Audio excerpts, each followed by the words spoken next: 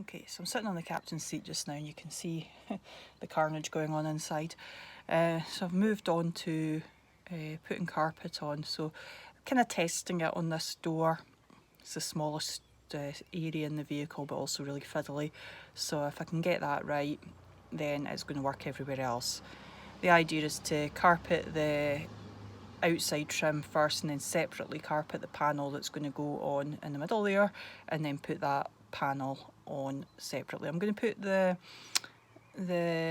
what do they call, trim clips, the trim clips on the board, and then put the carpet over the top so you won't see the trim clips. That's the idea anyway. I've not actually done it yet.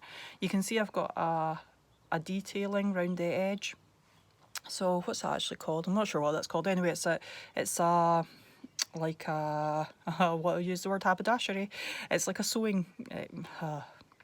There'll be a word for it. Anyway, it's basically piping with folded over material on each side. In fact, I can show you, because that's the roll of it there. Piping, it's just called piping, it calls itself. So you can see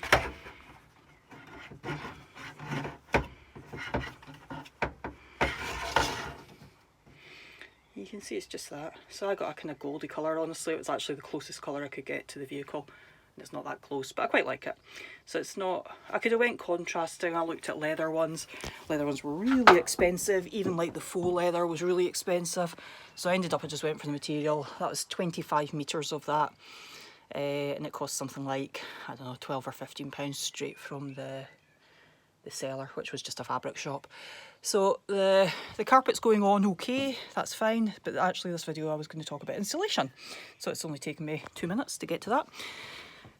So the insulation that we've used is stuff from Kiravans, and it is what they call closed core, I think they called it.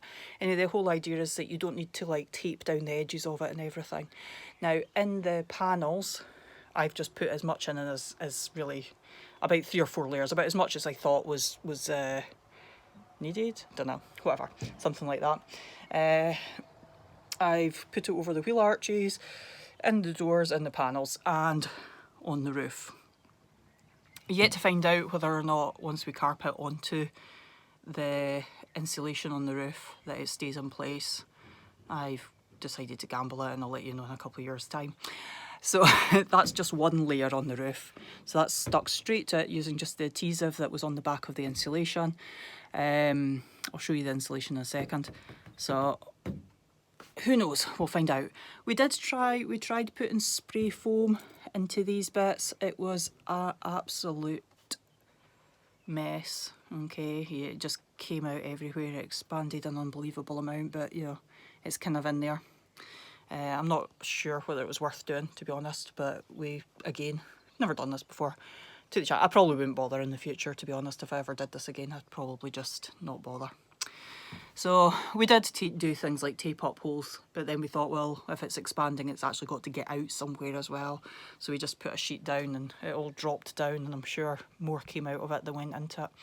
I also used a bit of sheep's wool, and I didn't just go and like collect it off the fields. You buy it, and I've put that into like along up there, so you can get in via these wee access panels, and I stuffed some along there, and there's some down the side there, and a wee bit along here, and a bit along here, and then I've put some in the wheel arches, and I've put a wee bit in the door, but there is drainage holes along the bottom of the door, so I've left them.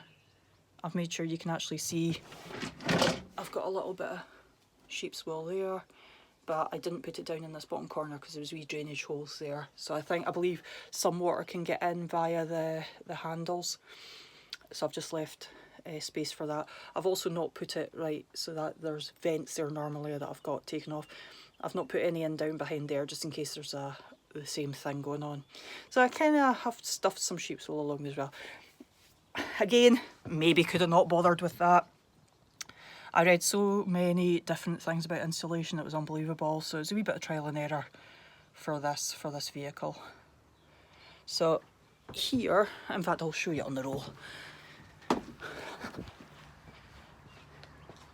This is it here, and it's got like a paper backing, and probably the worst thing about the whole van conversion is peeling off this paper backing.